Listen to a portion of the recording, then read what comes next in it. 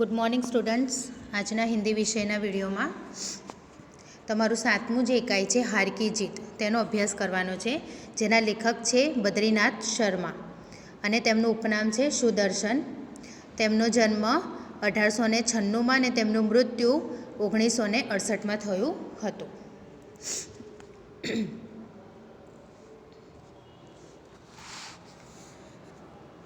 हवे सुदर्शन जी का जन्म पंजाब के सियालकोट में हुआ था. वे जब छठी कक्षा में थे तभी उन्होंने कहानी लिखी थी. शुरुआत में उन्होंने उर्दू में लिखने की शुरुआत की, बाद में हिंदी में लिखने लगे. उन्होंने नाटक, कहानी तथा उपन्यास लिखकर हिंदी साहित्यकार को समृद्ध किया. प्रस्तुत कहानी एक उपदेशात्मक कहानी है. इकाई 7 हार की जीत.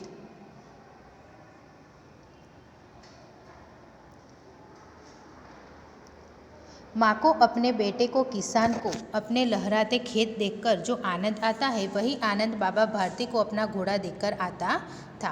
એટલે કે જે મા છે એને પોતાના બાળકને જોઈને અને કિસાન છે એ પોતાનું જે મહેનત કર્યું હોય પાક જોઈને એને જે આનંદ આવતો હતો તે જ આનંદ આજે બાબા ભારતી છે એને પોતાનો ઘોડો જોઈને આનંદ આવતો હતો. भगवत भजन आता है, वही भगवत भजन से जो समय बचता वह घोड़े को अर्पण हो जाता. वह घोड़ा बहुत ही सुंदर और बलवान था. એની પાસે જે ઘોડો હતો એ ખૂબ જ સુંદર અને બલવાન હતો. એની પાસે જે સમય બચતો ભગવત ભજન કરીને પછી જે સમય બચતો એ પોતાની ઘોડાની પાસે એ વિતાવતો, પોતાના ઘોડાને અર્પણ કરતો, એની દેખરેખ રાખતો, એની સાથે એને વહાલ કરતો.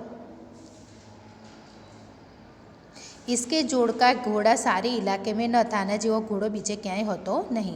बाबा भारती उसे सुल्तान कहकर पुकारते, अपने हाथ से खरहरा करते, खुद दाना खिलाते और देख देख कर प्रसन्न होते.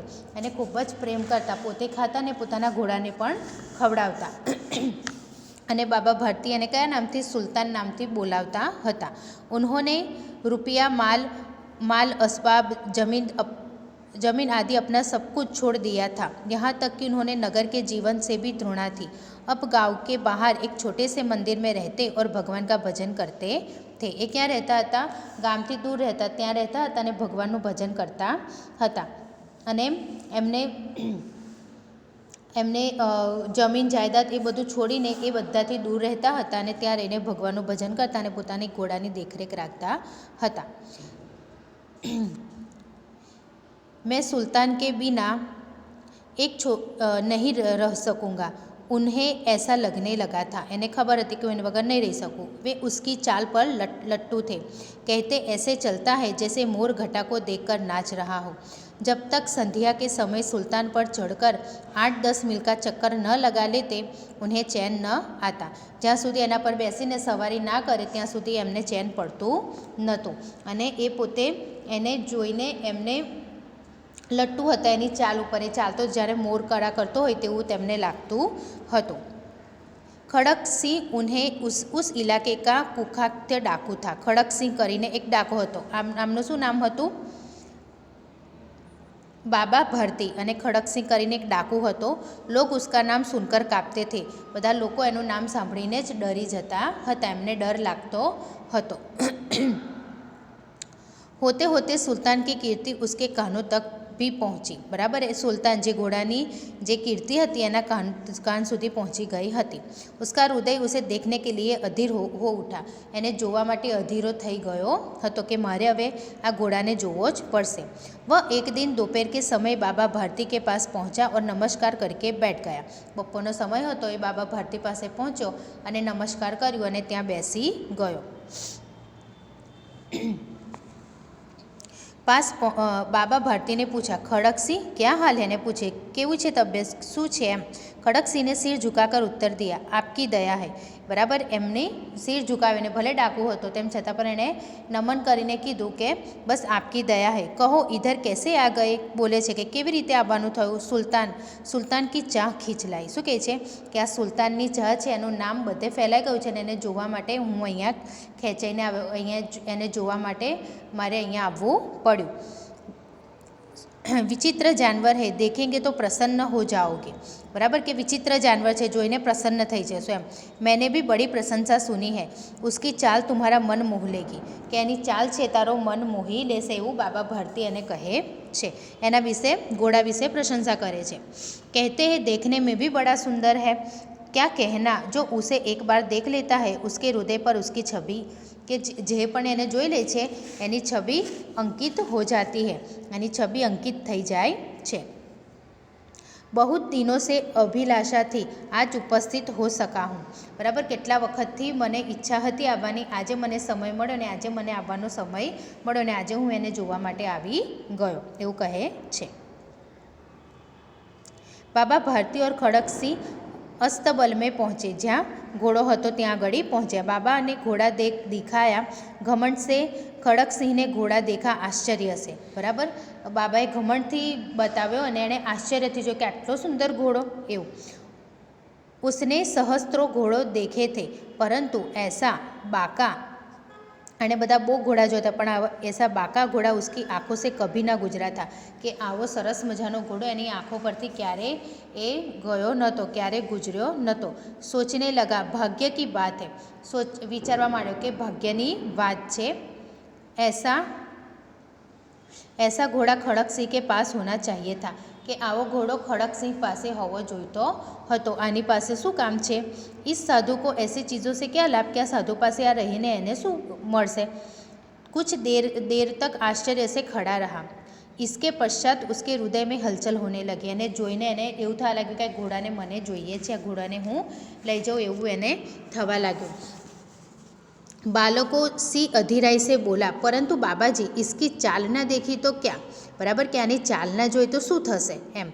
बाबाजी भी मनुष्य ही थे, अपनी वस्तु की प्रशंसा दूसरों के मुख से सुनने के लिए उनका हृदय अधीर हो गया. बराबर, એ પણ મનુષ્ય થતા, આપણી પાસે કશી વસ્તુ હોય કે આપણું બાળક હોય કોઈ પ્રશંસા કરે તો આપણને ગમે, એવી જ રીતે આને પણ એની પ્રશંસા ગમી એટલે એણે કહે કે ચાલ નહીં જોવું તો એમાં અધૂરું રહી જશે, એવું કહે છે. એટલે કે મને ચાલે એ મારે જોવું છે. ઘોડે કો ખોલકર બહાર લઈ ગયે, એને ખોલીને બહાર લઈ ગયા.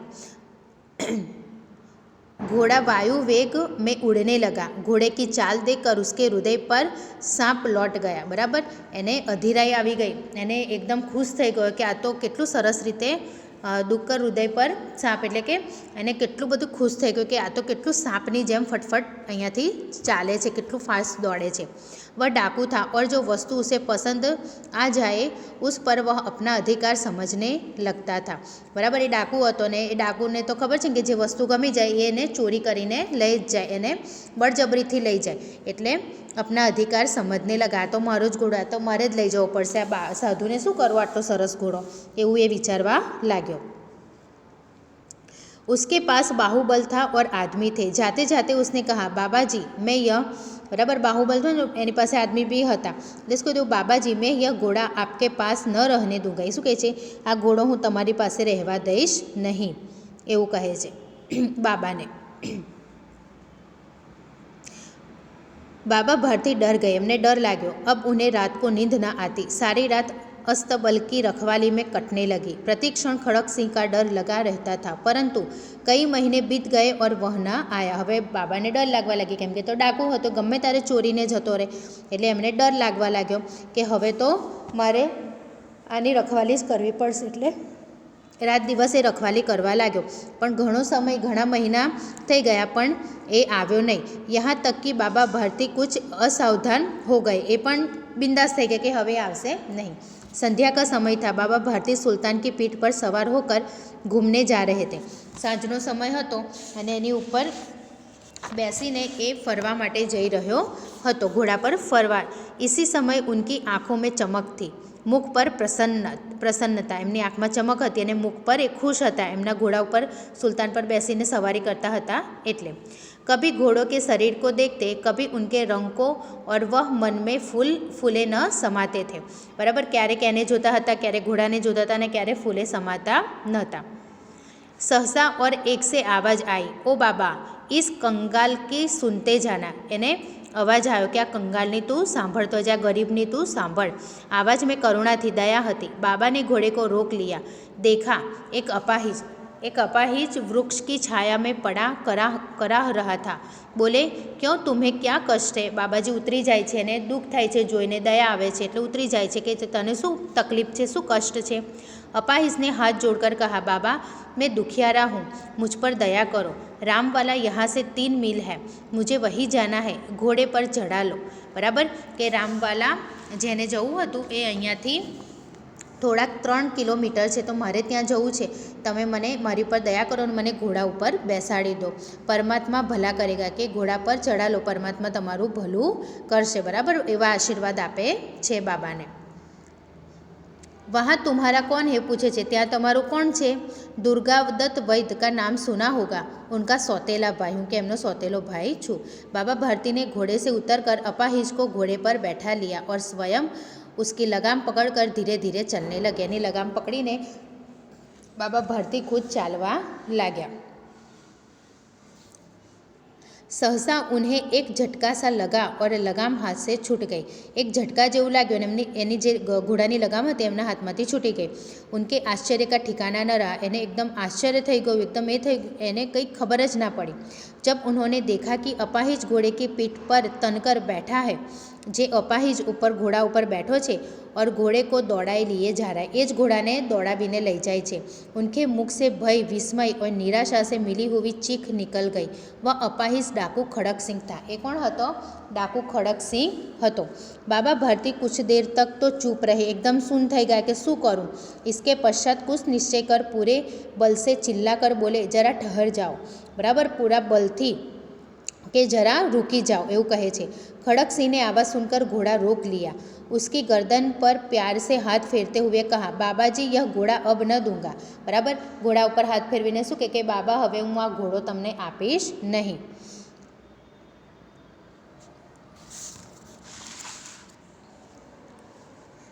मगर एक बात सुनते जाओ। बाबा शू के पर एक बात सांभळीने जाओ। खड़क सिंह ठहर गए, रुकी गए। बाबा भारती ने निकट जाकर उसकी ओर ऐसी आंखों से देखा जैसे बकरा कसाई की ओर देखता है। बराबर जेवी रीते बकरो कसाई बकरो कापे ने तो एनी सामे एवी रीते जो ए रीते बाबा भारतीए कोनी सामे जोयुं? सुल्तान सामे। फिर कहा, यह घोड़ा तुम्हारा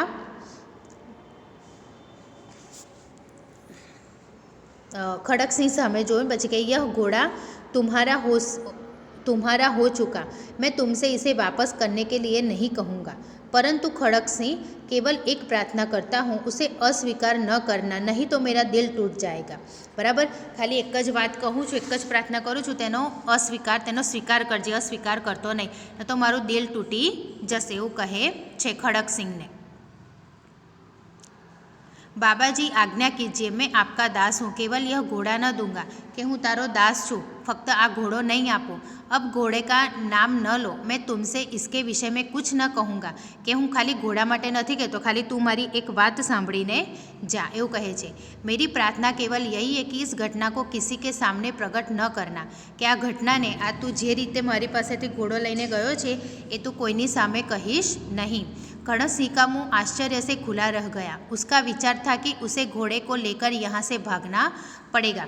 एने एवुं हतुं कि आ घोड़ाने लईने एने भागवू पड़शे, परंतु बाबा भारती ने स्वयं उससे कहा, बाबा भारतीए स्वयं मैंने कहूँ, शू कहूँ? इस घटना को किसी के सामने प्रकट न करना, इससे क्या प्रयोजन सिद्ध हो सकता है, कि हूँ आ बात कोईने ना कहूँ, एमांथी शू थाय छे, एमांथी शू प्रगट थाय छे एवुं कहे छे। खड़क सिंह ने बहुत सोचा, बहुत सिर मारा, परंतु कुछ समझना, एने बोज विचार्यो पण एने कई खबर पड़ी नहीं। बाबाजी इसमें आपको क्या डर है, कि तने आमा शू डर छे, केम तू बीजा लोकोने आ कहेवानी ना पाड़े छे, मने तो समझ पड़ती नहीं, એટલે बाबा ने पूछे छे। सुनकर बाबा भारती ने उत्तर दिया, लोगों को अगर इस घटना का पता लग गया तो वे किसी गरीब का विश्वास न करेंगे। यह कहते कहते उन्होंने सुल्तान की ओर से इस तरह मुंह मोड़ लिया जैसे उनका कोई संबंध ही न रहा हो। बराबर बाबा भारतीए खड़क सिंहने शू कह्युं, जो तू कोईने कहीश अने बधाने जाण थशे तो कोईने कोईनी उपर विश्वास रहेशे नहीं, कोई व्यक्ति कोई बीजा गरीबनी मदद करशे नहीं। अने एवी रीते एमणे मों फेरवी लीधुं ज्यारे सुल्ताननी साथेनो संबंध तूटी गयो होय एवी रीते। बाबा भारती चले गए, परंतु उनके शब्द खड़क सिंह के कानों में उसी प्रकार, बाबा भारती तो गता रह्या पण जे बाबा भारतीए कीधेलुं ए शब्द एनी कान में गूंजी रहा था। सोचता था कैसे ऊंचे विचार है, पवित्र भाव है। उन्हें इस घोड़े से प्रेम था। इसे देखकर उनका मुख फूल है नहीं खिल जाता था। बराबर, एनु मुख कोनु बाबा भट्टीनु मुख खिली जतुं हतुं। कहते थे इसके बिना मैं न रह सकूँगा। ये कहता था कि आनी वगैर तो हूँ रही सकीश ज नहीं। इसकी रखवाली में वे कई रात सोए नहीं, कि आनी रखवाड़ी में કેટલા દિવસ સુધી ઊંઘ્યા નથી। ભજન ભક્તિ ન કર, भजन भक्ति न कर रखवाली करते थे, कि भजन भक्ति कर्या वगर रखवाली करता था। परंतु आज उनके मुख पर दुख की रेखा तक दिखाई न पड़ती थी, कि आजे एमनो घोड़ो हुए लई लीधो तेम छतां एमना फेस पर दुखनी विषादनी लागणीओ देखाती नहोती। उन्हें केवल यह ख्याल था कि कई लोग गरीब पर विश्वास करना न छोड़ दे। फक्त एमने एटलुं ज हतुं कि कोई गरीबનું विश्वास करवानुं, मदद करवानुं न छोड़ी दे। આપણે અમુક કિસ્સા જાણીએ છીએ ને કે કોઈની મદદ કરી તો આવું થયું, કોઈને કોઈ ગલત રીતે આપણો ફાયદો ઉઠાવતો તો આપણે બીજી વાર જેને ખરેખર તકલીફ છે એની મદદ કરવાનું પણ વિચારતા નથી। એટલે એને એ જ હતું, એ ટેન્શન હતું। ऐसा मनुष्य नहीं देवता है। रात्रि के अंधकार में खड़क सिंह बाबा भारती के मंदिर में पहुंचा। चारों ओर सन्नाटा था। रातनो समय હતો એટલે સન્નાટો હતો, શાંત હતું। आकाश में तारे टिमटिम रहे थे। थोड़ी दूर पर गांव के कुत्ते भौंक रहे थे। मंदिर में अंदर कोई शब्द सुनाई न देता था। मंदिर में कोई पण शब्द सांभળી શકતું નહોતું। खड़क सिंह सुल्तान की बाग पकड़े हुए थे। खड़क सिंह सुल्तानी बाग एनी पकड़ राखी हती। वह धीरे धीरे अस्तबल के फाटक पर पहुंचा। फाटक खुला पड़ा था। बराबर, फाटक खुल्लो હતો। किसी समय वहाँ बाबा भारती स्वयं लाठी लेकर पहरा देते थे। पहलाना समय में ये ત્યાં આગળ रहता હતા એમ, परंतु आज उन्हें किसी चोरी, किसी डाके का भय न था। बराबर, કે જ્યાં ઘોડાને રાખતા હતા ત્યાં આગળ ચોકીદારી કરતા હતા કે એ ના લઈ જાય। બરાબર, ઘોડો કોઈ લઈ ના જાય, પણ હવે તો ઘોડો હું એ લઈ લીધો હતો એટલે એમને કોઈ ટેન્શન જ નહોતું, એટલે એ કોઈ ભય જ નહોતું એમને, એટલે ખાલી હતું એવું કહેવા માંગે। खड़क सिंह ने आगे बढ़कर सुल्तान को उनके स्थान पर बांध दिया और बाहर निकलकर सावधानी से फाटक बंद कर दिया। बराबर, दरवाजो बंद कर दीधो। इस समय उनकी आँखों में नेकी के आंसू थे। इस समय एनी आँख में नेकीना सारू काम कर्युं छे एना आंसू हता। रात्रि का तीसरा पहर बीत चुका था। चौथा पहर आरंभ होते ही बाबा भारती ने अपनी कुटिया से बाहर निकल ठंडे जल से स्नान किया। एमणे स्नान कर्युं सवारे उठीने। उसके पश्चात इस प्रकार जोड़े कोट स्वप्न में चल रहा हो। उसके पांव अस्तबल की ओर बढ़े, परंतु फाटक पर पहुंचकर उनको अपनी भूल प्रतीत हुई। साथ ही घोर निराशा ने पाँवों को मन भर का बना दिया। वे वहीं रुक गए। घोड़े ने अपने स्वामी के पाँव की चाप को पहचान लिया और जोर से हिचकिचाने लगा। એને ખબર પડી કે મારા આ મહારાજ છે। बराबर, महाराज बाबा છે એટલે એ કરવા लाग्यो। प्यारे घोड़े के गले से लिपट कर इस प्रकार रोने लगे मानो कोई पिता बहुत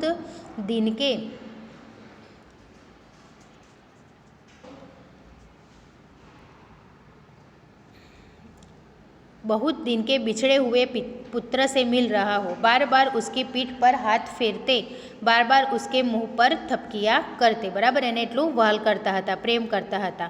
फिर वे संतोष से बोले, अब कोई गरीब की सहायता से मुंह नहीं मोड़ेगा, कि हवे कोई पण गरीबने सहायता, गरीबने मदद करवा माटे कोई पण पाछुं जोशे नहीं।